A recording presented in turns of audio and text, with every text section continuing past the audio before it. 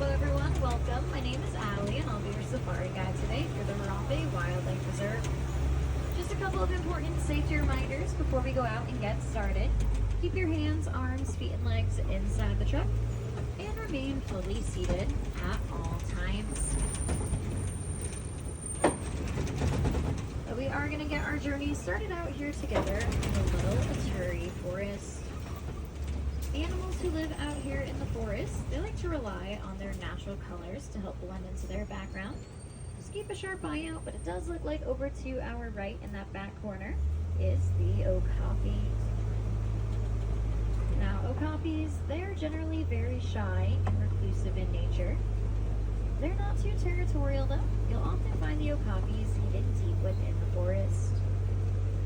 And although they kind of resemble zebras with their leg stripes, okapis are the closest known living relative to the giraffe. On our left are the bongos. Now bongos, they're often referred to as the ghosts of the forest, as they are very rarely seen. Both the male and female bongos will carry their horns. Those horns of theirs, they bend backwards, which helps them get through all the underbrush that's out here in the forest. If you look to the left, all the way in the very back, there is a black rhino. Now the black rhinos, they are the smaller of the rhino species living out here on the reserve, reaching 3,000 pounds. There actually is another one straight ahead up on the hill. They do blend in with all of the rocks in the back. Now black rhinos, they are solitary. That means they'll spend the majority of their life living just by themselves. Now, easier to spot on our right, the saddle-billed stork. They get their name from the yellow saddle shape resting on their beak. And they're solitary birds, but if they find a partner, they are partners for life. Those birds, they stand at about 5 feet tall. They have an average wingspan of about 9 feet, which is roughly the width of the canopy above your head. But we are starting to make our way out of the forest and head towards the Safi River. Now the river, it will be home to more semi-aquatic animals, so keep an eye out in the water. Look for shadows or bubbles. Those are normally some pretty good signs of some animals. And it does look like scattered along the islands down below are the pink-backed pelicans. Now the pelicans, they get their name as they'll turn a pinkish color during their mating season. And it's actually their skin that will change colors and not their feathers. It's kind of just like us humans blushing. And they're colonial nesters, living anywhere from around 20 pairs of birds to up to 500. And a group of these pelicans is called a pod. They do have an average wingspan of around 7 feet. Both the males and females will tend to their nest. And it takes the pelican's eggs roughly about 30 to 40 days to hatch. But just keep your eyes out in the water here, because there have been a few Nile hippo spottings recently.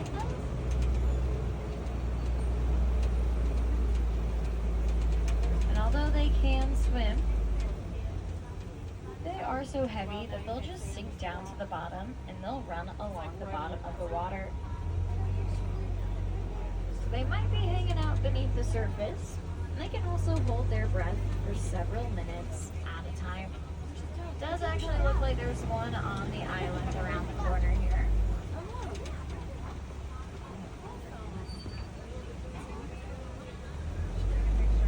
Now, an adult male, they can reach up to around 5,500 pounds.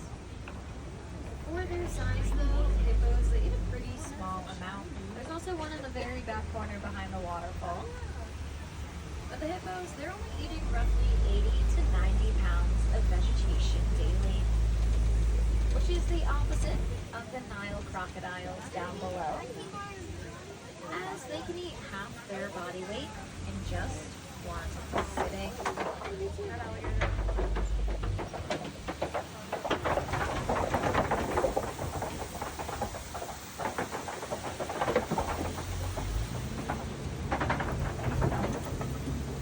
Now the Nile crocodiles, they are the largest crocodilian species in all of Africa. On average, they're roughly 16 feet long and around 500 pounds. They do have an incredible jaw strength, but the crocodiles, they are still quite gentle. You often find that the mom and dad, they'll hold their eggs in their mouth and they'll roll them around with their tongues in order to soften them up to help them hatch. And crocodiles, they don't have sweat glands like we do.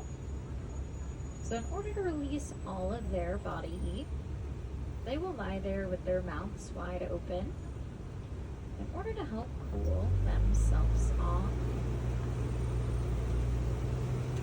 And a group of crocodiles can either be called a basque or a float.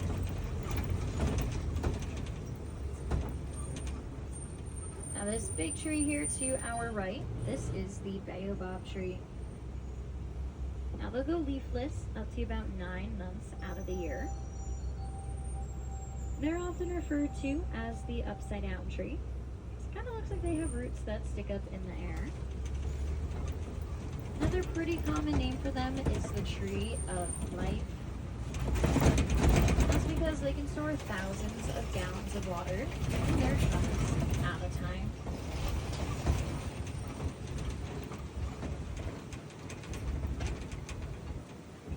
But we are starting to make our way into the largest part of the reserve, the savannah. And the savannah, it is home to Africa's much more popular and iconic wildlife. And it does look like way out there to our right are the tallest animals in the world, the Maasai giraffe. And it does look like the little baby's hanging out between those trees there. Now, Maasai giraffes, fully grown, they'll stand at around 18 to 20 feet tall. And just like our fingerprints, their spot patterns are unique to each and every one of them. The giraffes, their tongues are a bluish purple in color. The theory is that it helps prevent any sunburn, as they spend the majority of their days awake and eating. Now, giraffes, they're only sleeping roughly just about 30 minutes a day. And it's not one 30-minute nap that the giraffes take. It's a bunch of little naps scattered throughout the day. And standing up, as laying down makes them much more vulnerable to predators.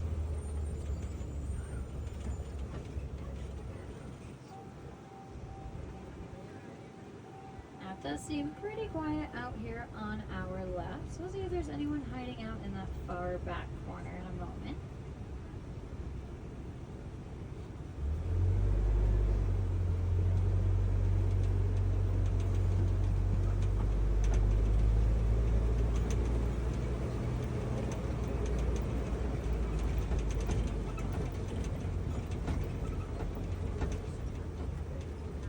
Doesn't look like I'm personally seeing anyone in the back there, but it actually looks like just behind that log, just barely see them. Those are the African wild dogs back there. And they are the most successful predator, outranking any large cat. Much easier to spot back here on the left, the sable antelopes. Sable antelopes, they are the official emblem here of the Harambe Wildlife Reserve.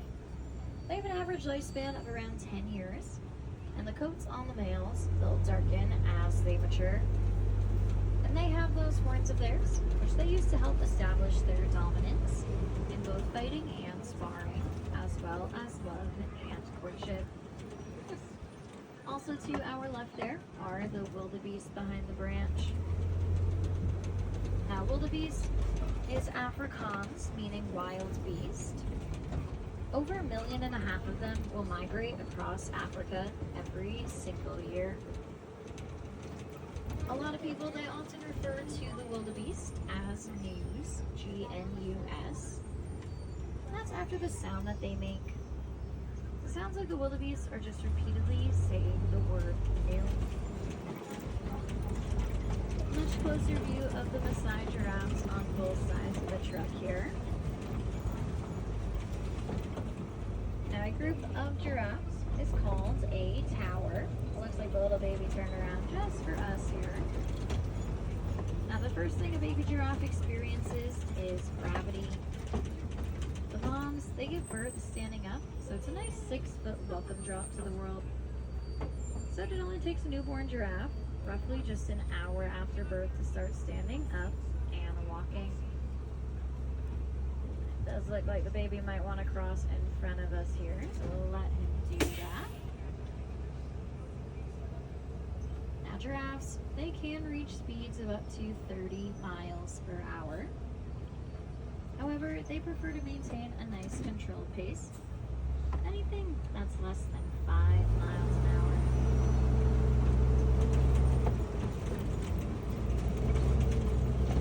Now the giraffes, they also have impeccable eyesight. So when combined with their height, they have a great vantage point across the entire savanna. They keep a watchful eye out on any potential threats that might come their way. To our right here, these tiny little antelopes, these are the springboks. Now springboks, they are small, only standing at about 3 feet tall. What they lack in height though, they make up for in speed. As they're some of the top 10 fastest animals in the world. They can reach speeds of 50 to 60 miles per hour. And they get their name, which means springing buck. So they can spring about 6 feet up into the air and roughly 13 feet when going forward. When they do that, it is called pronking. More wildebeest, a few more giraffes, and it does look like just up ahead are the Hartman Mountain zebras.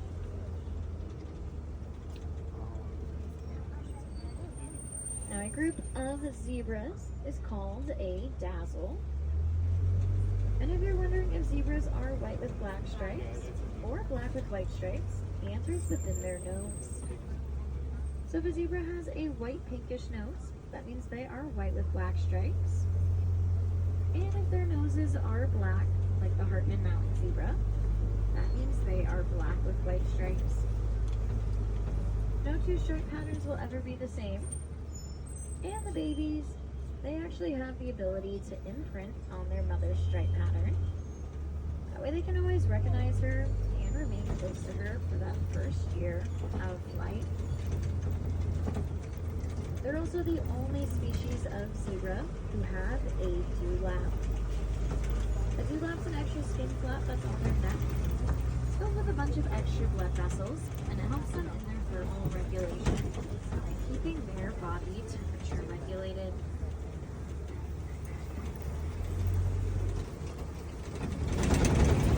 And it does look like hiding behind the trees to our right is the African elephant. Now African elephants, if you can get a good look at their ears, they somewhat resemble the continent of Africa. Now we might be able to get a better view on the other side of these trees here. Now elephants, their ears are also filled with blood vessels. So by just flapping their ears, the elephants can actually cool themselves off up to about 15 degrees. So it's like they have their own little cooling system that was built right in. One way we can help protect many animals, including the elephants, is by recycling products that contain coltan. Coltan's a metallic ore which you'll find in cell phones, laptops, tablets, and a bunch of other smaller electronics. It's known to last forever, so it's important we do our best to recycle as many of those products as we can, so we can stop the need for mining for more, help protect the homes of these animals all across the world.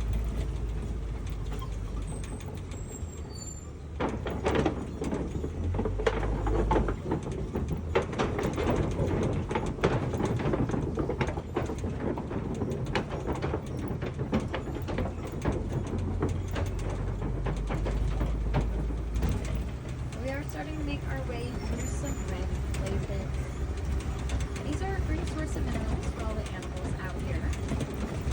You often see the elephants come by. They'll dig their tusks in to help extract minerals, as it works like you and I taking a daily vitamin. There are some tusk marks here on our right, and it looks like more elephants right here on the left. Now, elephants, they do live in a matriarchal society. Actually, looks like the little babies right here in the corner. So it is the females who run the show.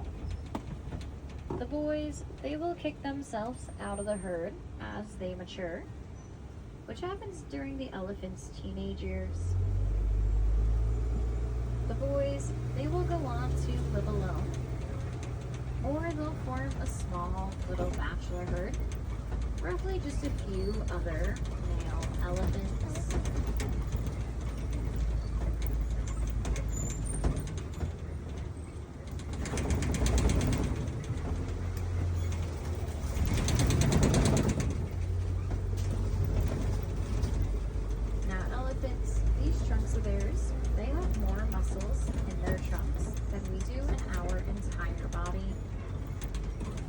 You often see them using their trunks to fling dirt, mud, and sand up onto their back. All of that acts as a natural sunscreen for them. As elephants, they're known to have incredibly sensitive skin. And they are the largest mammals in the world. Fully grown, an African elephant stands at around 13 feet tall. Females will reach around 8,000 pounds, while the males, they can make it all the way up to around 14,000 pounds.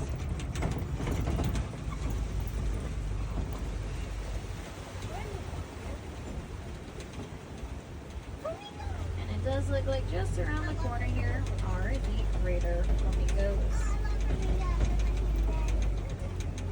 Now the greater flamingos, they are the lightest in color and largest of all flamingo species. They get their pink coloration from the beta-carotene, which is found in their diet of mainly rock shrimp. It does take roughly around 2 to 3 years though for that pink color to start developing. As when baby flamingos hatch, they are a very light gray color. And a group of flamingos is called a flamboyant.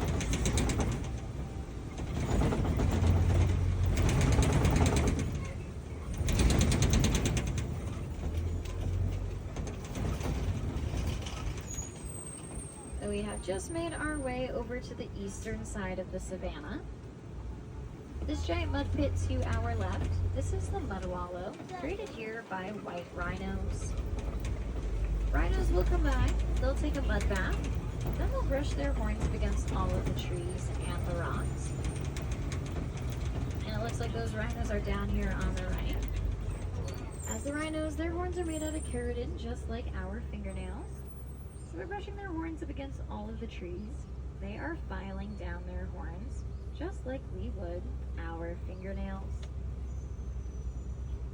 Now the white rhinos, they do get a bit bigger than the black rhino, reaching up to 5,000 pounds. The white rhinos also prefer hanging out in groups. A group of rhinos is called a crash. So we are headed into some cat territory, and it does look like laying up there in the middle to our left is the cheetah.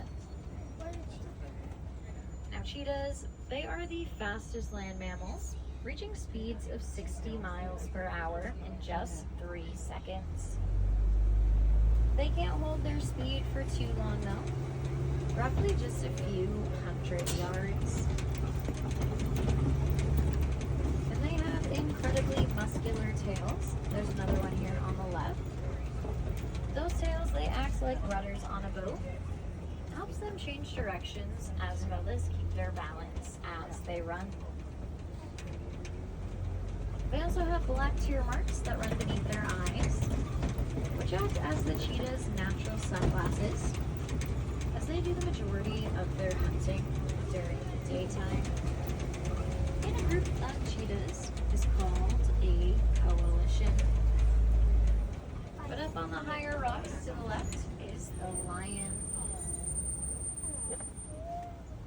lion pride, it will be the females who go out and do the hunting, while the males, they'll stay back, guard the territory, and any cubs. The theory behind why the females go out and do the hunting is that they weigh significantly less, as they don't have those manes to carry. They can move just a little bit faster than the males. And when the lions, when they roar at their full power, you can hear that roar from about 5 miles away.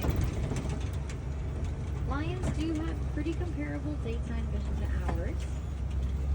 However, their nighttime vision is about 6 times more powerful than our nighttime vision.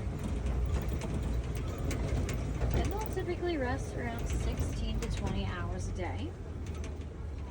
Lions, they are much more active during the nighttime.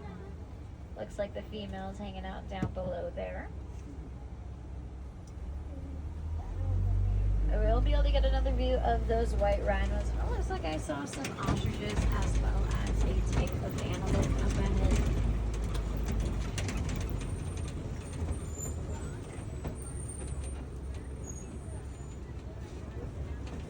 Now, straight ahead though is the water buck.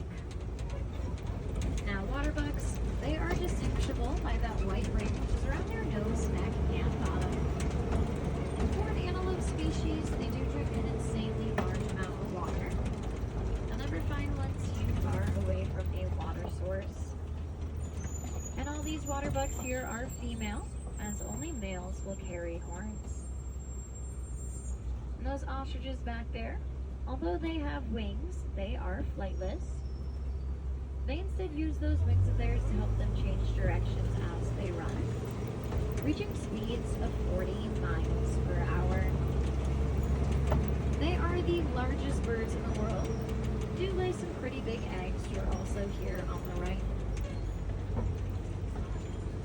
Now those eggs, they are incredibly strong. A grown adult can actually stand on them and not even crack them. Roughly just one of their eggs is equivalent to 2 dozen chicken eggs. They'll both weigh roughly 3 to 4 pounds.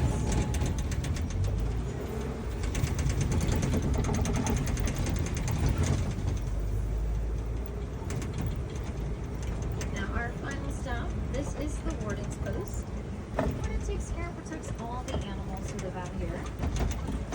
Right now it looks like there's a bunch of Nigerian dwarf goats hanging out. Now these goats, they are small, but they're fully grown. This is as big as they'll get. They're incredibly playful, friendly, and social animals.